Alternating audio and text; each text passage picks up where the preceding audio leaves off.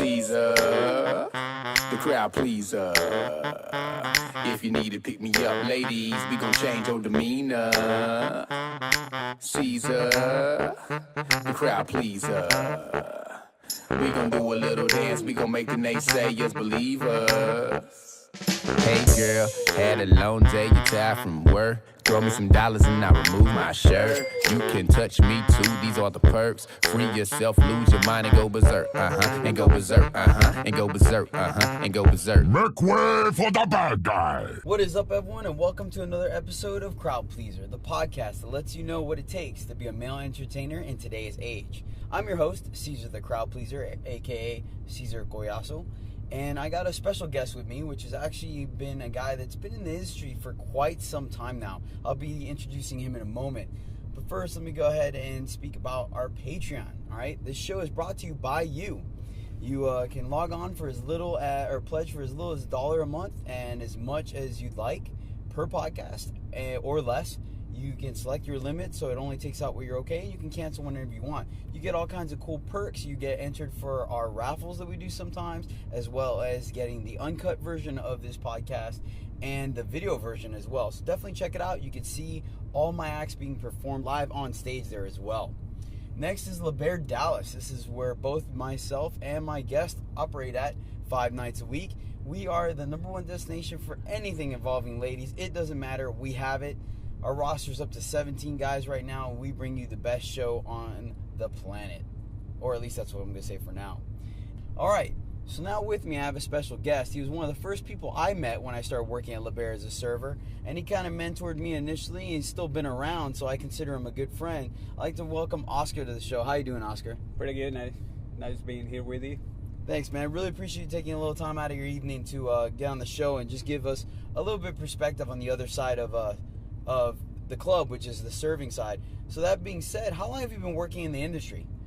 I've been doing this for a while. I started in when we came over here in 2001. Prior to that, it was probably 1990. I've been around for a little while. Exciting business.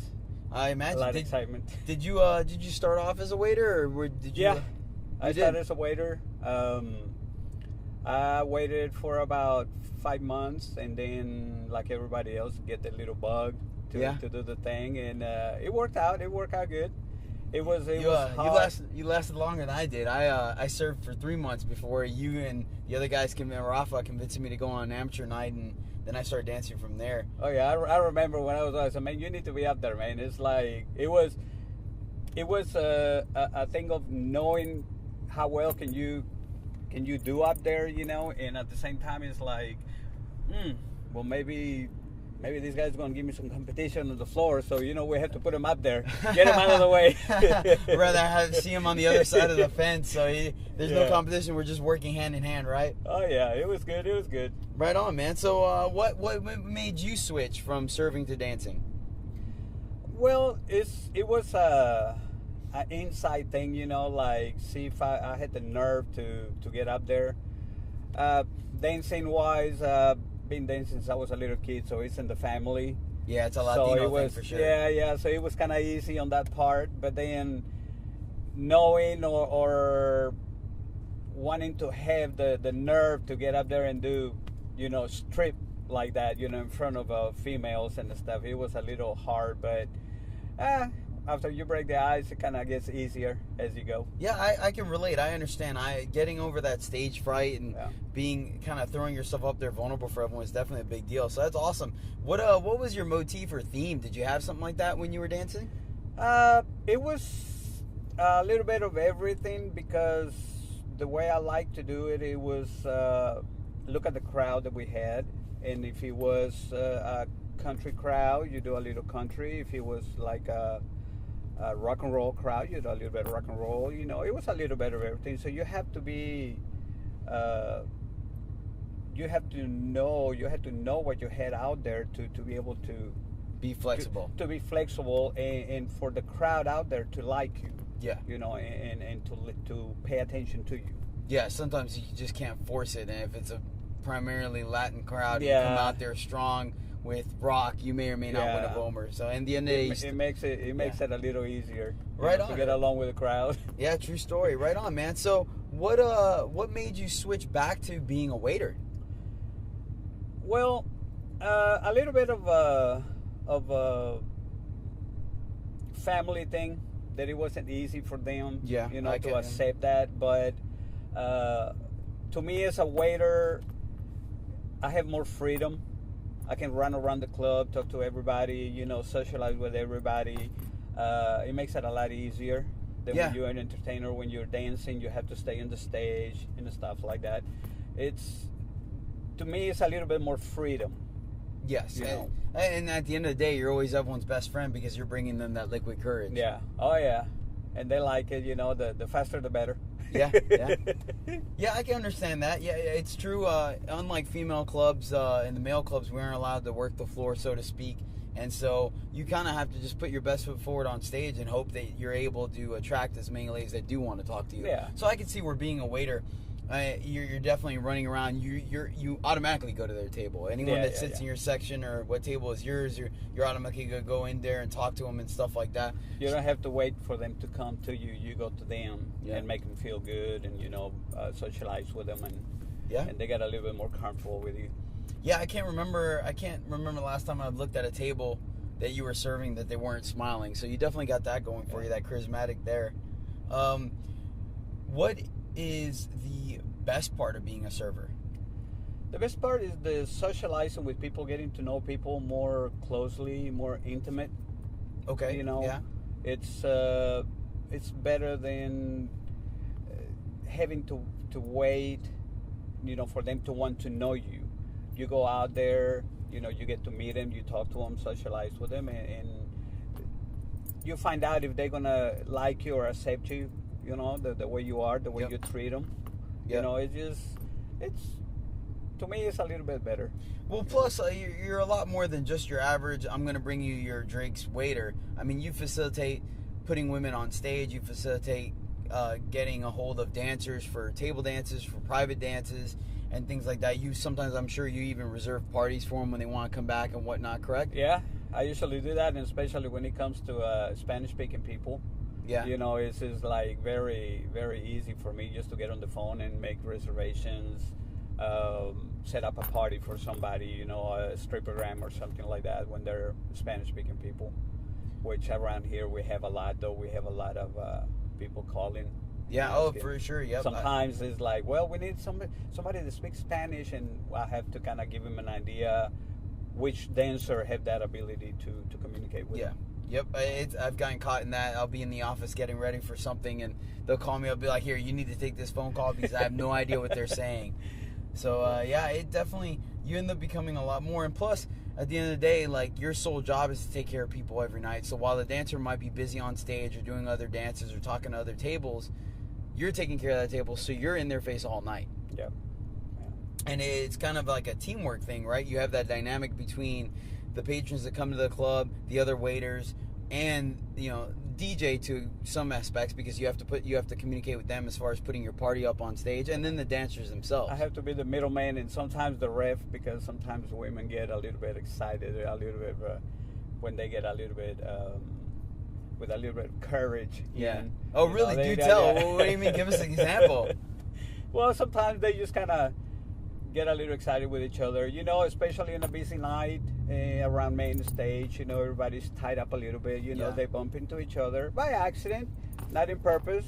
90% of the time, they just kind of hit each other or bump into each other, and sometimes it can get a little loud. Yeah, it can get a little loud, but you have to jump in there in the middle, and calm everybody down and try to make it better for everybody, both sides.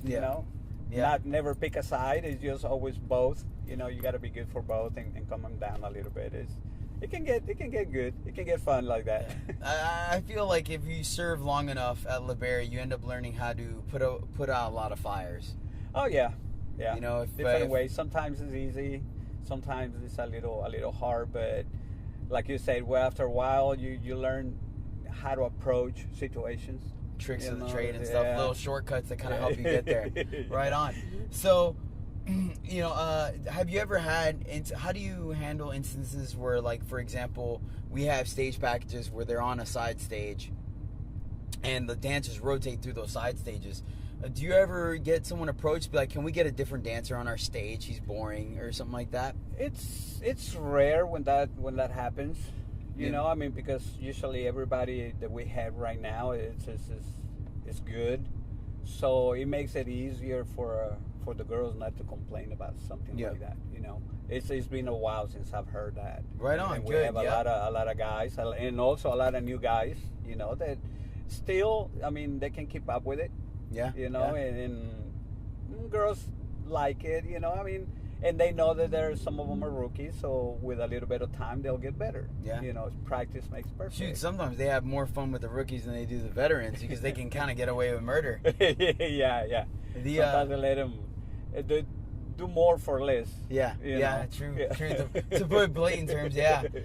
And you know, and I feel like you've been here for so long and done so much now that, like, it's probably safe to say that you have your own collection of regulars, correct? That people that come in just to pretty much see you. Yeah, I have a few of them. Very, very nice people. Easy to take care of. Very understandable. Sometimes on a busy night or an event night, birthday night or something like that, we get pretty busy. I let them know, hey, listen, if I'm not here when you want me to, give me a couple of seconds. I'll get there. You know, but I mean, it's because the business is good. Yeah. You know, it gets for real busy on those nights also. So it's better for me to let them know that sometimes I try to do my best. Sometimes I can get there quick. Sometimes there's somebody else in front of me placing an order, so I have to wait a little longer, but eventually I'll get there as soon as I can, and I usually do. So they kind of like that also. Yeah, so. I feel like if you go to the club on a busy night and that's all you know, you might not know any better, but I feel like as soon as you see a slow night and a busy night, people kind of give you the benefit of the doubt. Like, they see how hectic Friday and Saturday can be, so they cut everyone, both dancers and servers, a little bit of slack. Yeah. And then on the slower nights, we kind of make up for it, hang out at the table a little bit longer, make sure their drinks are all full and stuff like that. But I'm sure it's got to be a good feeling when they walk in. You already know what table to take them to, and then as soon as you sit them down, you don't even have to ask for drinks. You're already going to the bar and ordering them. So kind of taking care of them that way. Yeah, it's easy. Actually, last night, yesterday, when the Robin came in, this lady that I take care of, she was very happy that all I have to do is just look at her. I said, are you drinking today, or are you relaxing? And she knows, you know, that by the time she gets to the table, I mean, the drink is there, everything, without even saying anything, because it's easier when you learn what they drink, how they drink, how they like their drink.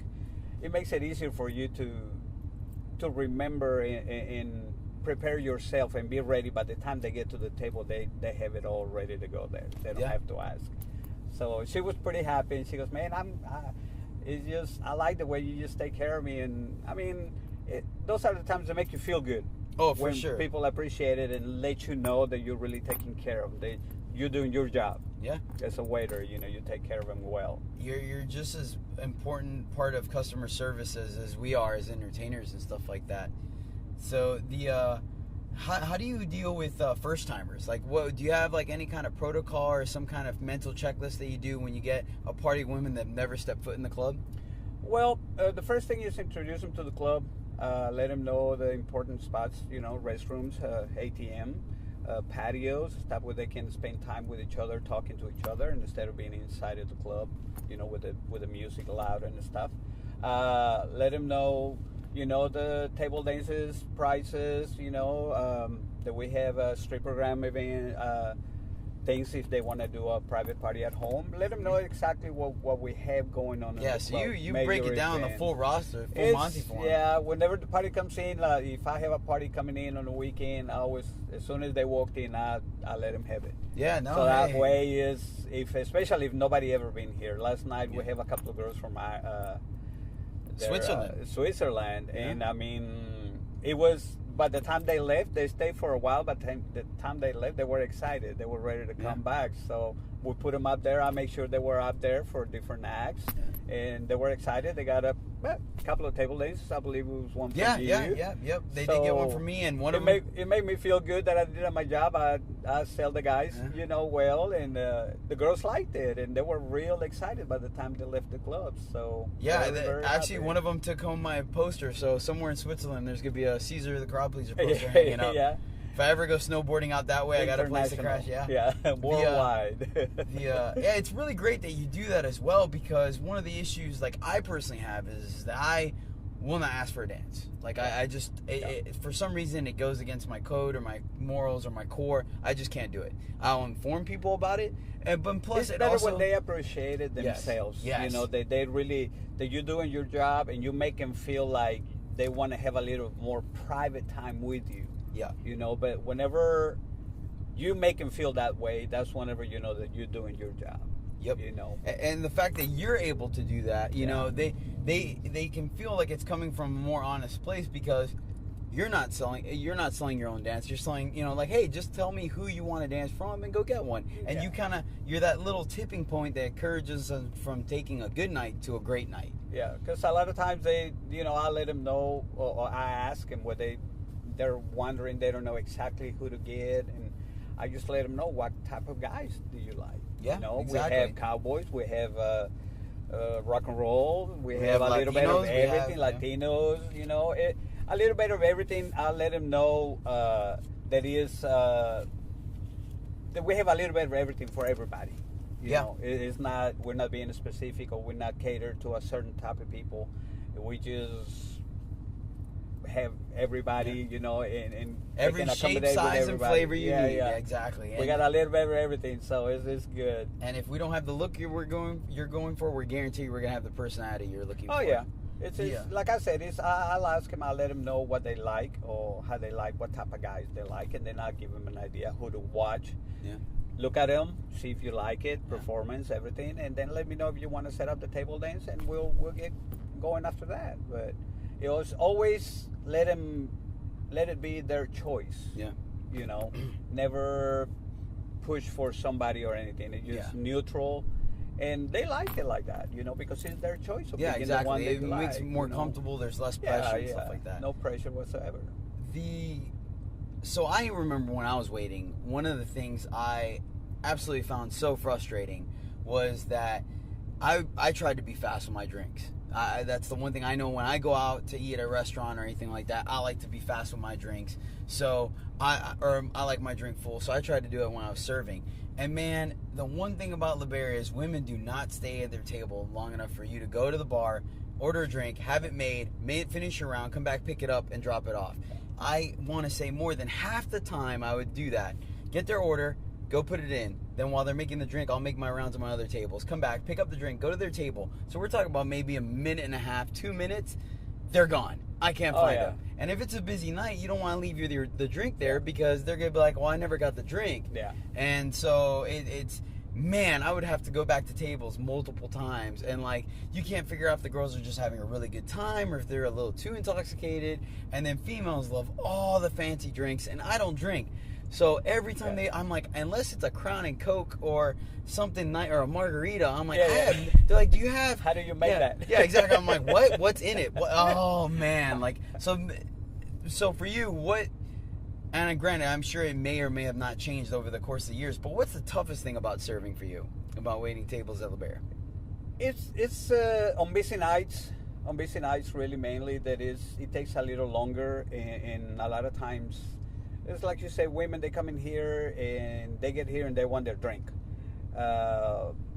Maybe they don't want to wait, to get their drink, but at the same time, I let them know, I show them, I said, look, ladies, it's a little busy, so don't get upset with me if I'm not here in 2 seconds, but believe me, I'm working on it. I'll be right back. Some of them are patient enough that they understand that situation. Yeah. And some of them don't. So they think they're the only ones, and you can serve it only them. And it's like, no, look, it's a big crowd. Exactly. Do you not see the other 215 women in here? Yeah.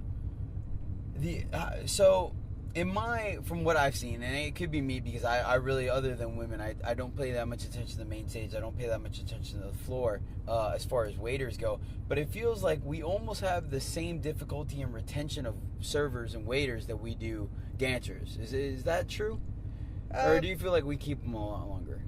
Well, it all depends. It all depends when the people come and apply. I mean, we let them know. I usually do interviews. I let them know that it's going to be fun, but it's going to be a job. Yeah. That you have to do. Some of them get too involved, with the women, and I understand. I mean, I'm a guy too, and I like to look at all of them. I like to look at all of them. But the thing of getting too involved with them, it keeps you from doing your job, your efficiency. So I try to emphasize with them, hey, come do your job, Be social, but remember your service. You have to socialize to create your clientele. Yep. People to come and see you, you have to talk to them, so that way they can get to know you and they find out if they like you or not. And, but, sometimes, like I was young too, I did the same thing. I didn't listen too well at first until I realized, well, I can come in and have fun. Or I can come in, have fun, and have results. Get people to come back and like me, by letting them know what my name was, and what days I was working. You just gotta let them know how often you're in the club. Mm-hmm. The more often they see your face, the easier for them to remember you. Yep, true story. And instead of being just like I call them weekend warriors, they work only on the weekend. I mean, they're good. We need them also. They're good. For sure. But because of their jobs, they're able to just to do the weekend. Yeah. Understandable. Yeah, it's same thing across the board. It's good that you mentioned that. So there is a fine line, and because it's a dynamic. Like, for example, if you're trying to deliver a drink and a guy is taking too long with the dance or whatnot like that, you sit there with the drink literally getting warmer while you're waiting for it to happen, versus you can kind of understand. You're like, wait, I remember I had to go get this guy for a private dance, so let me hold off on the drink for 5 or 10 minutes, or get it ahead of time, like get it to her before he does the dance. But as well, like, for example, they're there for the show. The waiters are part of the dynamic, but if you're sitting at their table, if a waiter is sitting at their table, especially in the pit, talking to them and stuff like that, drawing too much attention, it breaks up the motif, the feel, the environment. Because the entertainer sees a giant white shirt in the middle of the pit where half the girls in that vicinity are looking at him, and then the girls end up missing, a majority of a stage and stuff like that. So it's a fine line. I remember when I was doing that when I was a server, I almost tried to gauge it. Like, when I was at a table, I was like, all right, whenever they're towards the end of their tip time is when I'll go check my tables in the pit. That way I wasn't that awkward, But also, I was just kind of paranoid about things like that. Yeah, well, and I let the guys know, especially when they first started, like the first couple of days, it's a thing of respect. While you're doing your act, you're doing your main act up on the stage, and getting the attention, which it takes a couple of seconds to find out if the lady is going to purchase a drink or not. Yeah, it's not that you have to talk to her 10, 15 minutes to sell a drink, But like I said, they get too involved with it. And I try to teach him. I try to talk to him about approaching the tables while you're doing your main acts. Yeah. Or bottle service. It's something that you can break the concentration. You have to. And I tell the guys, I mean, they like me. They appreciate my service that I give them. But they like me because I don't bother them. Yes. I don't go every 5 minutes, every 2 seconds. How you drink? It's like me going to a restaurant and sitting there and getting my plate, and the waitress or waiter comes. How is everything? Are you okay? You still have food in your mouth? Can I take a bite before I can tell you if it's good or not? I try to give them time to appreciate the time and enjoy the show, which that's what they actually come see. Oh, for sure. I do the same thing. Like, typically, if I'm on a side stage and a party sits down, I say hello to them and kind of do similar what you do. Like, hey, have you been to LaBare before? You introduce yourself. But I'm not all up on them and stuff. I'm like, look, you just ordered your drinks, if that. So the last thing I want to do is be like, hey, welcome to my body, Yeah. And it goes on both sides too. Now we also understand that sometimes it happens. Like, I've seen where waiters have to go up to the tables near the stage when a guy's performing. But I've seen guys, like, for example, in the rail. I used to take a knee all the time. Oh, yeah. You know, if I had to go up there, I knew the guy was performing, I'll go up to the rail, take a knee. I've seen plenty. Yeah. I've seen you do it. I've seen plenty of other waiters do it, and then that's perfectly all right because then you're only drawing the attention of the women that you're talking to. Yeah, that one person that you're talking to. And it, honestly, I feel like it shows professionalism for yourself. If someone's like, hey, where are you taking a knee? Or like, why this night? You're like, look, they're doing their show, the actual performance. I want to wait till after or whatnot. Like, I feel like it gives you a notch up. You know what I mean? They're like, oh, wow, they do have a system. Like, there's a respect level. I usually let him know. I said, man, as soon as he's done with his act, I'll be right back with you. But it's something, like I said, it's more respect, you know, because of him, respect towards the guys doing their show. And you don't want to break the attention from y'all, you know. It makes it easier, and it creates a better atmosphere between dancers and waiters. You know, when you respect each other like that, it makes it easier to get along. So. Very much so. You know? Because at the end of the day, it is a team. Like, just like you've sold dances for me, I typically, when a party sits down, if I'm there when the waiter is serving them, I'm like, oh, you got Oscar, that's great. He's a good buddy of mine. You ladies, make sure you take care of him. He's going to take care of you tonight. And we just kind of sell it for each other and things like that.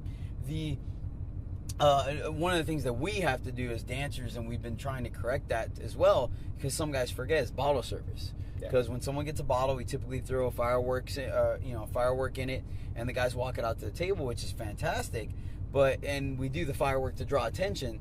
But the last thing you want to do is draw that attention when the guy's in the middle of the stage. The one in main stage. It's like, wait till they're in tip time, when they're in their underwear, talking to girls on stage, and hey, there you go, you can do it. Yeah, with that situation like that, I usually let the ladies know also. I said, hey, ladies, we have this guy on main stage right now. Give me a couple of minutes, and I'm gonna have an entertainer to come and bring the bottle out for your girls. So make sure that you stay at the table and enjoy the show. And as soon as he's done with the dance, we'll be there with the bottle, you know, and get you going. But you gotta let them know also what you're doing, not just leave them in limbo, and then they don't know if you're gonna bring the drink, and then they get up and get their own drink, and the service is not what they expected. So you gotta let them know what's going on, what you're doing. So that way it makes it easier for communication. Goes a long way. Communication goes a very long way. I do the same thing when I tell people, look, I have to help the next guy on stage, then I have a private to do, and then I'll be able to grab you, and then it makes all the world of difference. It's funny because most of them are like, oh, you don't have to tell me that. It's like, no, I'd rather do it, because then if you don't see me in an hour, get mad. Yeah, exactly. And I feel like you and I just had an issue about that communication just a little bit ago. Now I'm drawing a blank on it. As far as putting a girl up on stage for a certain entertainer, you had, tell us about that issue a little bit, where you had a rookie waiter kind of make a mistake. Oh, well, it's hard when everybody, well, because not everybody needs people to go up on the stage, and help you with an act. I usually try to, when I set up a stage dance or something, I let them know the procedures. Also, that it's hard to pick a certain guy that you like sometimes, especially on a busy night. That I always follow a little step-by-step situation, and it makes it easier for me to set up something like that. We had a little guy that he wanted this girl wanted a dance with you, wanted to go up on the stage, and he just set it up, and they end up putting her up with somebody else, which he was a little upset. The girl actually was kind of okay with it because it was done. But some of her friends, they were a little more upset about it. And I try to tell you, I try to explain to you what happened, the situation. He said, I tried, but this guy, and it was because he was a newer guy, so he didn't know exactly. Just miscommunication. But I mean, we try to accommodate with everybody, so I mean, we're gonna come across situations like that. Oh, for sure. Hopefully not all the time, but every now and then, especially with new guys that start, it makes it a little easy, let them know.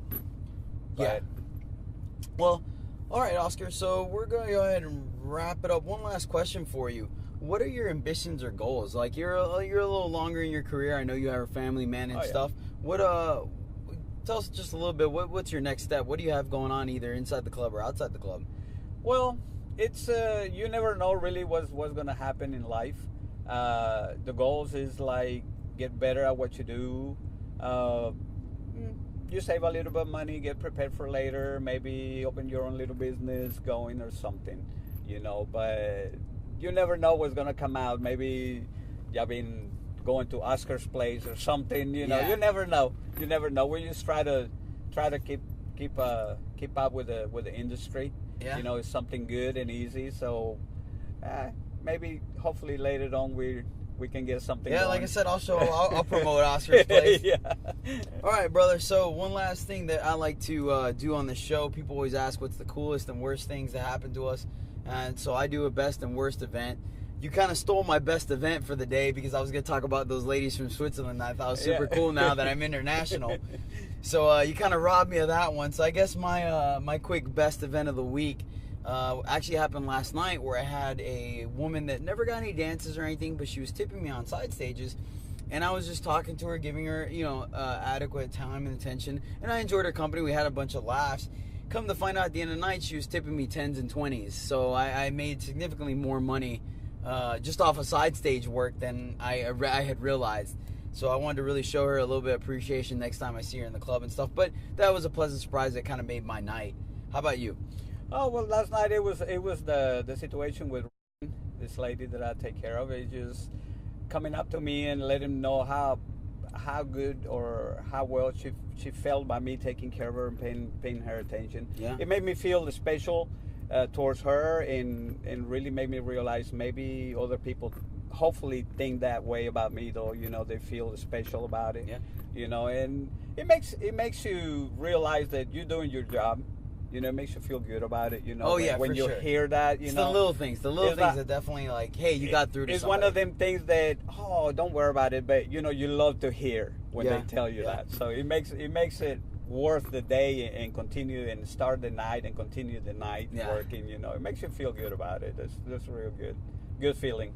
I want to say my worst event of the week. I was on main stage performing. I had my shirt off. I was getting ready to take my pants off. I took my belt off, and then I went ahead and did some body rolls and stuff and grinded on the ground, and I slid towards the front of the stage to get close to the women. And I guess there was a girl that was just feeling too frisky or too young, but she literally stuck her hand, luckily not in my underwear, but in my pants. And then when she went to pull back, her hand was elbow deep in my pants. So she ripped my pants off of me, completely off cue. I'm just laying there on the floor with my pants around my knees. I'm like, all right, well, there goes my motif. Luckily, I recovered fairly quickly. Didn't throw off my rhythm too bad. But man, talk about anticlimactic. And then she ended up on top of that, of course, not even tipping me. Yeah. So yeah, that was my least favorite event of the week. You got one? Well, it comes every now and then, when the girls are having fun on the stage, and when they sit on the stage or laid back on the stage and stuff like that. Yeah. It's like, it's hard for me to go and break them from that excitement that they feel, but at the same time, it's like, well, it's